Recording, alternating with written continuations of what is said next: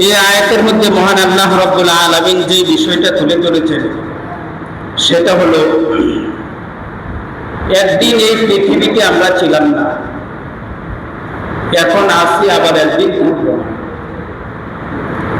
তাহলে আমরা কোথায় ছিলাম, কোথায় থেকে আসলাম, আসি কোথায়, যাব কোথায়,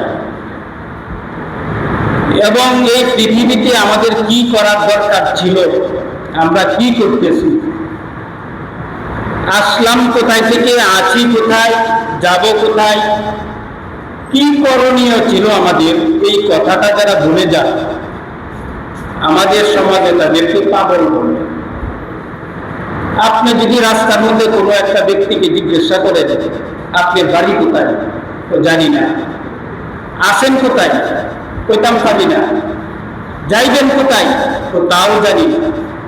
তো সমাজের লোকেরা তা বলবে এই লোকের সাথে মাইত না, সে পাগল।